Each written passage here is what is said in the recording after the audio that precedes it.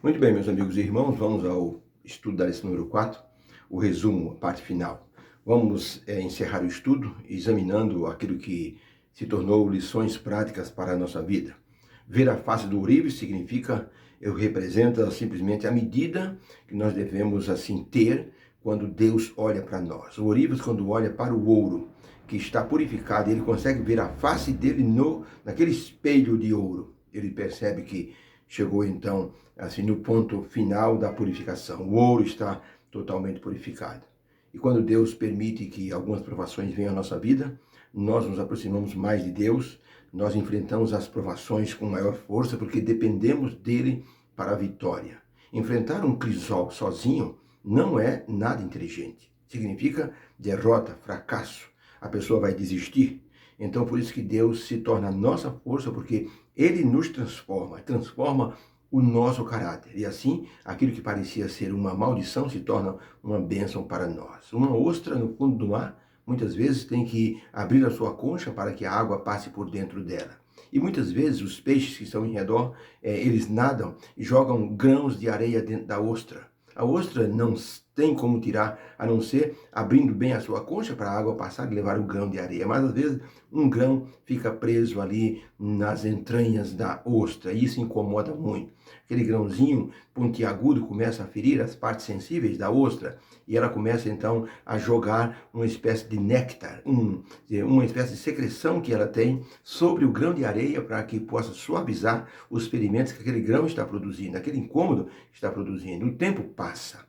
E com o tempo passando, a ostra vai jogando cada vez mais aquele líquido, aquela secreção sobre aquele grão de areia. E quando depois de algum tempo se nota, existe uma pérola preciosa. Aquilo que era um incômodo se transformou em um valor inestimável para a pérola que agora se torna preciosa. Muitas vezes os problemas que temos se assemelham um pouco a esse grão de areia. Eles nos incomodam, eles assim precisam ser retirados, mas nós não conseguimos porque certos problemas ou dificuldades, eles persistem, principalmente quando é problema de relacionamento, quando é situação que depende de outras pessoas, isso se arrasta às vezes até por anos.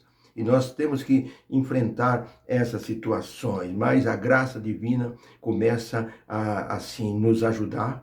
Nós buscamos mais a Deus, estamos mais ligados ao seu poder, nos tornamos mais submissos, mais humildes, e aquilo que parecia ser um grande problema se torna então uma bênção para a vida da pessoa, porque aprendemos lições preciosas. O grão de areia, que são os problemas que podem surgir em nossa vida, são envolvidos pela graça de Deus e se tornam, assim, pérolas preciosas em nossa vida. O pecado corrompeu a natureza humana, o pecado corrompeu a imagem de Deus em nós, aprendemos isso essa semana, e Deus quer restaurar essa imagem. Mas como restaurar a imagem de Deus em nós, se nós somos tão pecadores e pecamos até por pensamento? Então Deus permite que algumas provações se aproximem, cheguem à nossa vida, não porque Ele quer nos ferir, mas porque Ele quer nos melhorar. Ele quer nos ajudar.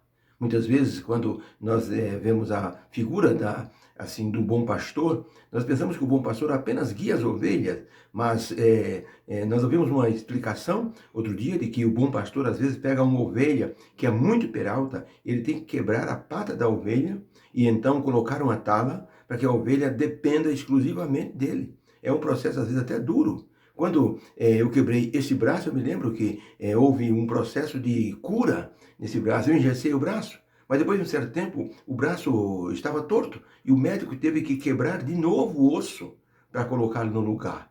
Eu pensei que ele estivesse acabando comigo, mas ele disse: calma, filho, eu estou melhorando o seu osso. Então, muitas vezes, Deus nos quebra de certa forma para que nós possamos depender dele e para que a cura seja então completa. Isso se chama graça divina. Nós não merecemos, mas Deus faz porque Ele quer nos salvar, Ele quer nos melhorar, Ele quer nos tornar uma bênção. Lembra de Abraão? Como Abraão teve que passar por alguns crisóis, porque ele precisava melhorar. Ele mentia muito. Abraão, ele não tinha muita confiança, mas Deus o burilou e ele se tornou o pai da fé. E por isso nós temos que entender que a confiança em Deus, ela deve ser suprema. Sabe, quando nós dependemos da mão divina para nos ajudar, nós precisamos segurar firmemente. Uma menina que estava andando com suas colegas num campo, junto com a escola, de repente escorregou E ela então foi descendo o barranco, mas segurou ali numa torceira de capim muito grande e ficou segura ali. E as pessoas estavam pensando, e agora, como vamos salvá-la? Mas o professor, que era um homem forte, amarrou uma corda numa árvore. Ele foi descendo e disse, não olhe para baixo, olhe para cima. Até que ele pegou na mão da menina e disse, segure minha mão forte. E a menina segurou e ele então pediu que as pessoas o levantassem e foram içados os dois para cima. A confiança no Pai que segura a nossa mão tem que ser plena, porque senão não haverá salvação para nós. Ele providenciou a morte de Jesus no Calvário, permitiu que seu filho passasse por um crisol, uma morte extrema, humilhante, degradante, mas com a finalidade, não foi ferir Jesus, foi nos salvar. Então, o apóstolo Paulo diz assim, Deus nos salvou e nós nem éramos ainda seus amigos. Nós éramos inimigos de Deus. Por isso, precisamos então ter essa consciência da confiança no Senhor. Ele quer nos ajudar. Aprendemos nessa semana, de forma providencial, que o caráter é muito importante no processo de purificação. O Espírito Santo, como o óleo da lâmpada da nossa vida, ele assim permite, ele assim procede, ele ajuda, ele então interfere em nossas ações para que nós possamos então brilhar a luz de Deus em nossa vida. Isso se chama caráter. Quando nós aprendemos a servir a Deus, submissos, humildes, e nós demonstramos amor ao próximo e colocamos então em prática o cristianismo verdadeiro. Isso é a luz do Espírito Santo, é o óleo do Espírito Santo produzindo uma luz em nós. Essa luz vai se chamar fruto do Espírito, como o apóstolo Paulo bem relatou, vários frutos do Espírito. Ter um caráter semelhante ao de Cristo significa pensar no próximo, significa falar do Evangelho para outras pessoas que não conhecem. Por isso, nós temos que resistir com perseverança às lutas dessa vida, colocando a sua mão na mão divina para que ele possa então nos segurar, tá? O amor fraternal deve estar presente. O apóstolo Paulo diz, vivam bem em comunidade como se vocês fossem um corpo e Jesus é a cabeça. E dessa forma nós vamos então estar vivendo plenamente numa comunidade de cristãos onde Jesus está dirigindo a nossa vida. Isso se chamará consagração. Que Deus nos abençoe e que possamos pensar no desenvolvimento da comunidade através da nossa consagração, e essa consagração vem muitas vezes pelos crisóis, pelas provações da vida. Que haja uma bênção para o teu coração. Que o Senhor te abençoe e te guarde, e o Senhor levante o seu rosto sobre ti e te dê a paz. Fica com Deus. Obrigado, Senhor, pela lição de hoje, pelo resumo da lição e por tudo que estudamos essa semana. Ajuda-nos, Senhor, a entender que o Senhor quer ver a sua face em nossa vida. O Senhor quer ver o caráter de Cristo representado em nossa existência, em nosso proceder. Em nome de Jesus agradecemos. Amém. Fica com Deus. Beijo no coração, uma feliz sexta-feira e um sábado abençoado na presença do Senhor. Fique com Deus.